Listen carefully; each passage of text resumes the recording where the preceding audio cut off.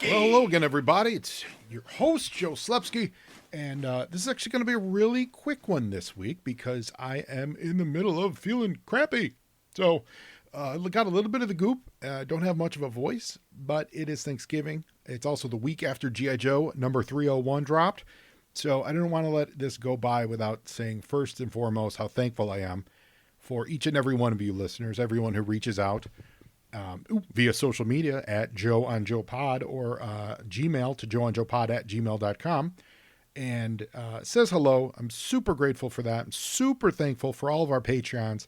You guys go to patreon.com/joeonjoepod and you contribute every month to help keep this show running. It really means a lot to me. I hope that shows in the product that I put out, and just it means the world. I love the interactions that I've had with the G.I. Joe community over these 8 years, which is crazy. And are going on 8 years. And it's really, really great. So also a huge thanks and shout out to our sponsors, the Movies in a Meal podcast. Ben and the guys are fantastic.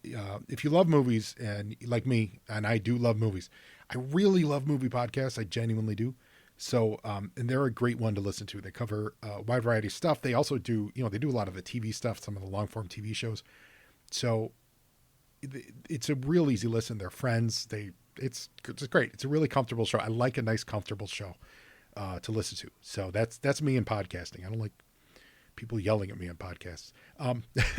Having said that, I'm going to yell about you. No, G.I. Joe 301 came out this week, and I got to say, broad strokes up top, not missing a beat.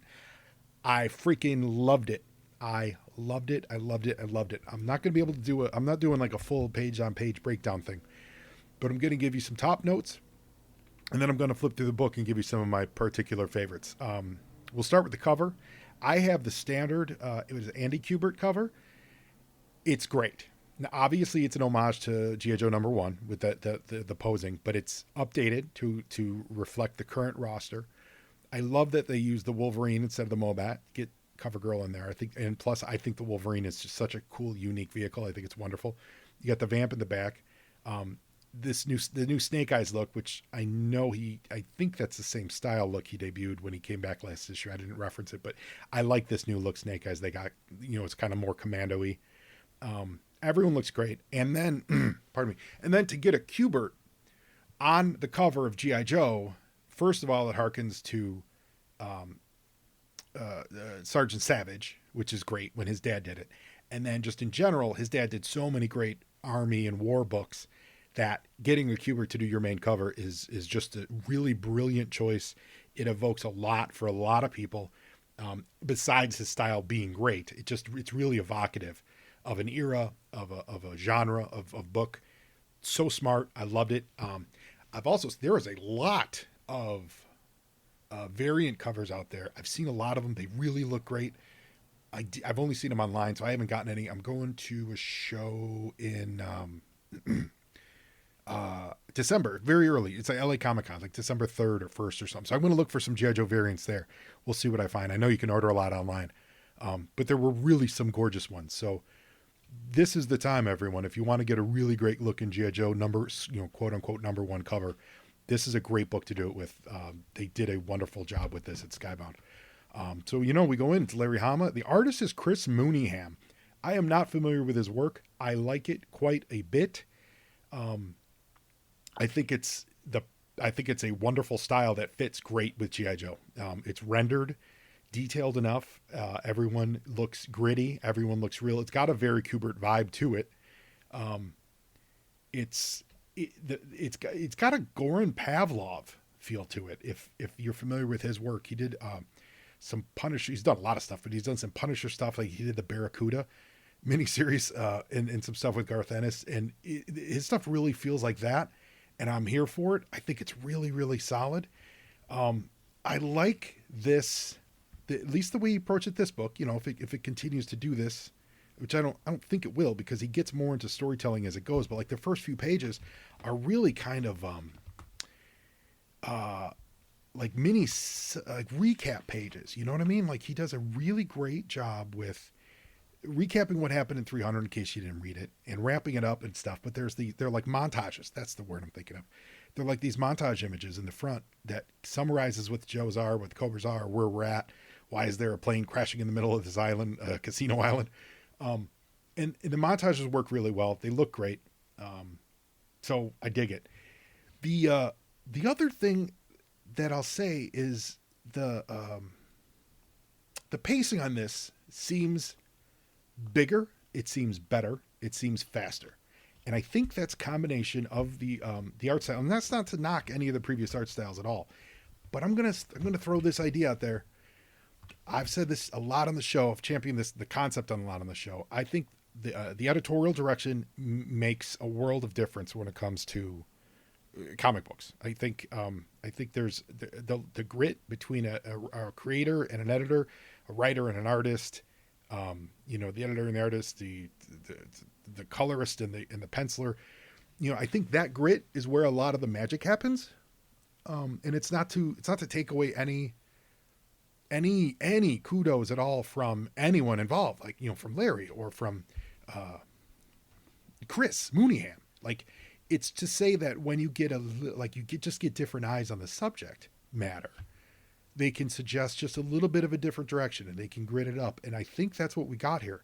Everything moves really fast. It's really interesting to find, to see. I love the inclusion of the jet ski off the whale. That was fabulous. Everything's just a little more exciting in this, and maybe it's because we haven't visited this in 6 months. Like, maybe that's it, because it's just been sitting in my head waiting. But I dig it. Like, I really dug it, and I really got that feel of just a different, faster editorial influence. And so the other big thing, of course, is, well, two big things. Is one, this Serpentor plan is wild. The guy turning everyone into zombies, apparently including Serpentor. I'm not here to guess things, but I'm guessing maybe this leads to some kind of Cobra Law thing. Maybe they're doing their version of a Cobra Law arc, because they've never really done that, right? If memory serves. So if everyone turns into snake kind of people, maybe that's what we're looking at here. And then we lose Wade Collins after all this time. That was a shock. I love that they did it. They did someone that new readers absolutely would not know who that is, and they'd have to be forced to look him up on the internet and things like that. I think that's great. I think that's a nice reward for old readers, and it's a good carrot for new readers to pick up the old stuff. I'm assuming someone at some point, whether it's Skybound or, I know Marvel's been putting a lot of the old stuff in print, like ROM and Micronauts, some of their like third-party stuff. Marvel's doing the reprint, so I don't know that they've announced anything with the G.I. Joe yet, but whether it's Skybound or G.I. Joe, this is a great way to get new readers to go, well, let me find out more. Why is everyone so sad about this Wade Collins guy? Who's he? So that's great. So I genuinely loved it. I thought it was wonderful. I think Larry did a great job. I love the profiles in the back. That works. Yeah, I was really pleasantly surprised. I was very surprised. If you guys, I don't know how much I covered on this show, but I was on our guest, I was a guest on our friend's show, What's on Joe Mind, and 300 left me cold, because it didn't feel like the way you go out with after however long IDW had it, 13 years, 15 years. It didn't feel like a great send-off issue for just an entire publisher. There was a lot about it that left me cold. This makes me really warm. This makes me really excited for what they're going to be doing. So that's it. That's all I got in me today, guys. Thank you all so much. I hope you enjoyed this book as much as I did. I also picked up that Transformers book too. I picked that up while I was at the shop. The new one from Skybound. It's going to be set in somewhat of this. I don't know if it's going to be set in the Real American Hero universe yet, to be fair, or if they're doing a split universe thing. But that Transformers book is pretty fun. It's also kind of watching Transformers be wrestlers, which is pretty crazy. Anyway, that was a lot of fun. I hope you're all great. Have a wonderful Thanksgiving. Be good to your family. Be kind to your family. And if they bother you, just walk away. So now you Joe, and Joeing is half the battle.